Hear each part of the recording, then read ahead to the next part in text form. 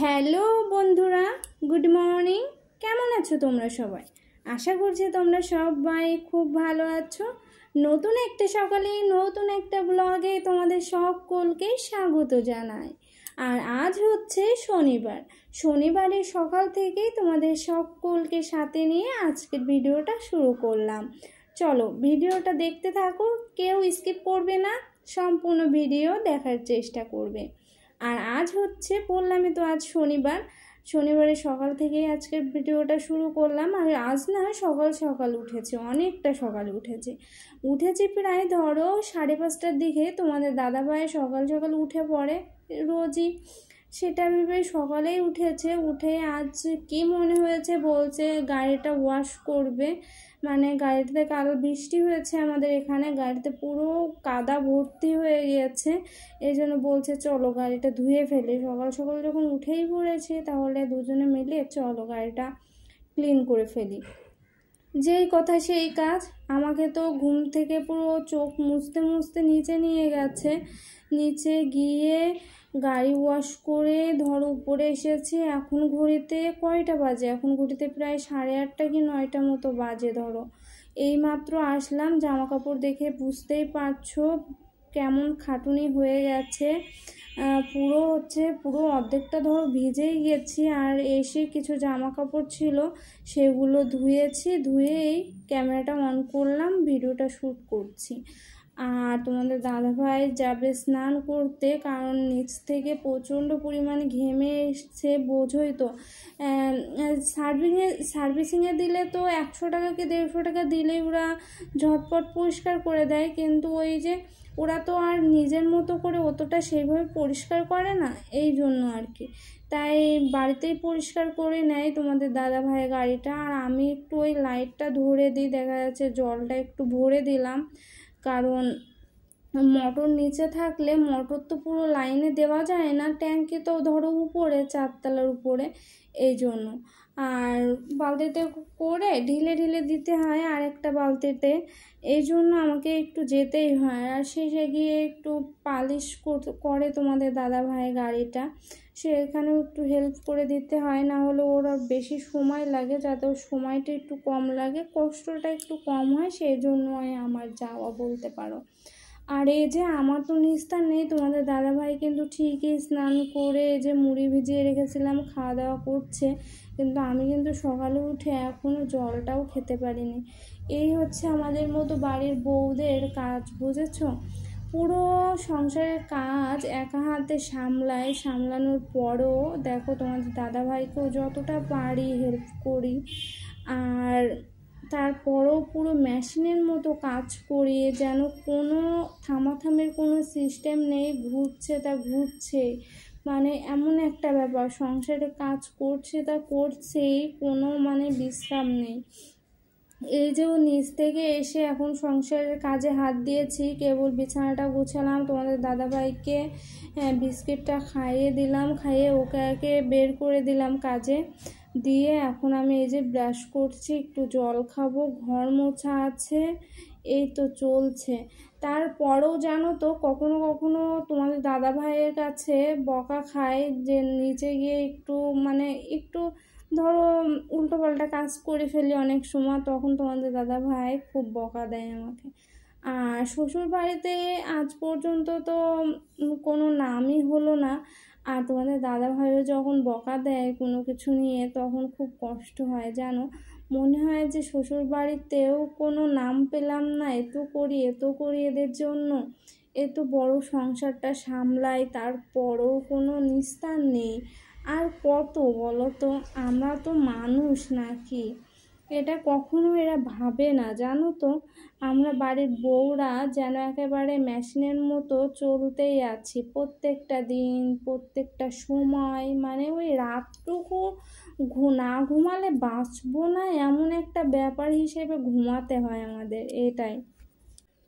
আর এই যে ঘুরতে এখন প্রায় 10টার কাছাকাছি বাজে জানো। আজ অনেকটা দেরি হয়ে গেছে সংসারের কাজকর্ম গোছাতে, একা মানুষ তো কদিকে যায় বলো তো। আর এই যে ঘরটাও মুছে নিচ্ছি, ঘরটাও না মুছলেই নয়, যে ঘরটা মোছা স্কিপ করে যাব, কিন্তু কাল বৃষ্টি হয়েছে, চারিদিকে যেন কেমন একটা লাগছে পায়ের মধ্যে।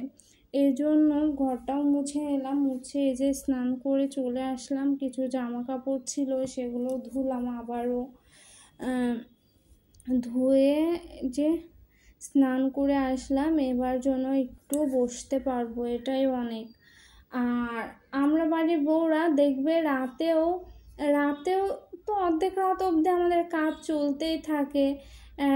রান্না করা বলো কিংবা সংসারের কাজকর্ম গোছানো বলো, আবার পরের দিনের জন্য কিছু জোগাড় যন্ত্র করে রাখতে হলে সেটাও করে রাখি, যাতে পরের দিন যদি একটু কষ্টটা কম হয়। কিন্তু তারপরেও যেন একটা কথা কি জানো, এ তো করার পরেও যখন কারোর কাছ থেকে খারাপ কথা শুনি কিংবা কোনো, নামটা তো বড় কথা নয়, একটু ভালো বলবে, একটু সুখ্যাতি তো পেতেই পারি, একটু প্রশংসা তো পেতেই পারি, তাই না? আর এই যে স্নান করে এসে জামা কাপড় মেলে পুজোটা দিইনি, তোমাদের দাদাভাই দিয়ে গেছে বলে। আর এই যে চলে আসলাম, একটু চা করলাম। জানো ভালো লাগছে না শরীরটা একদম। সকালবেলা উঠে সকাল 5টা 5:30টার দিকে উঠেছি, মাথাটা প্রচণ্ড ব্যথা করছিল। আর তোমরা তো জানোই আমার মাইগ্রেনের ব্যথাটা থেকে খুব কষ্ট দেয়। কি করা যাবে, ওই সব কিছু মানিয়ে গুছিয়ে নিয়েই বেঁচে আছি। আমাদের জীবন তো এমনই, তাই না? আর চাটাও খেয়ে নিচ্ছে, চলো চাটা খেয়ে নিই। তারপর আবার দুপুরে রান্না আছে, তার মধ্যে তোমাদের জন্য ভিডিওটা এডিট করা কিছুটা বাকি আছে, সেটা এডিট করে ভয়েস দিয়ে তোমাদেরকে দেব। অবশ্যই জানাবে কেমন হয়েছে না হয়েছে। আর এই যে চাটা খেয়ে নিই, চলো পরে দেখা হচ্ছে। আর এই যে বন্ধুরা, আমি আবারও চলে আসলাম তোমাদের সাথে কথা বলতে, গল্প করতে। আর এই যে দেখো, পায়ে নেল পলিশ দেওয়া ছিল, আমি খুব একটা দিই না, তোমরা দেখেছো হয়তো আমার ভিডিওতে। কিন্তু আজ না হঠাৎ করে একটু ইচ্ছা হলো, দেওয়া ছিল আগে, একটু উঠে গেছে, কিন্তু আজ না পুরোটা আর উঠাতে ইচ্ছা হলো না, ওর উপরেই দিয়ে নিচ্ছে। কারণ খুব শিগগিরে বাইরে টাইরে কোথাও যাওয়ার নেই তো, এই জন্য ভাবলাম চলো ওর উপরেই দিয়ে দিই। পরে যখন কোথাও যাব তখন না হয় তুলে রিমুভার দিয়ে তুলে তারপর দেব। আর আমি কিন্তু সাজতে ভীষণই ভালোবাসি, জানো তো, আমি সাজতে ভালোবাসি, আমি নূপুর পরতে ভালোবাসি। আমি বাইরে কোথাও বেরোলে শাড়ি পরি, আমার মানে অন্য সব দিকটা আমি একদম ঠিকঠাক। কিন্তু কি জানি কোথা থেকে শ্বশুরবাড়ির লোকগুলোর কাছে যে আমি এত খারাপ, কেন তাদের ভালোবাসা পেলাম না, এটাই বুঝলাম না, জানো তো। আর এই যে চলে আসলাম রান্নাঘরে এসে দেখো ডালটা তেলে দিয়ে নিলাম, ফোড়ন দিয়ে নিলাম, কারণ ডালটা আগেই সেদ্ধ করে রেখেছিলাম, সেটা তোমাদের সাথে শেয়ার করিনি। আর আজও মাছ রান্না করব, আর এই ডালই। আর দেখি খাওয়ার আগে যদি 2-1টা পাঁপড় ভেজে নেওয়া যায় তাহলে তো একদম জমে যায়। আর দেখো ডালটা আমি নামিয়ে নিলাম, ডালটা নামিয়ে চলো মাছের ঝোলটা করা যাক।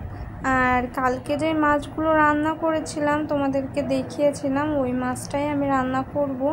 দেখা যাচ্ছে 2-4 দিন মতো রান্না করলে ফুরিয়ে যাবে, না হলে নষ্ট হয়ে যাবে ওই কয়টা মাছ। তাই তোমাদের দাদাভাই প্রায় 400 টাকা করে নিয়ে এসছে।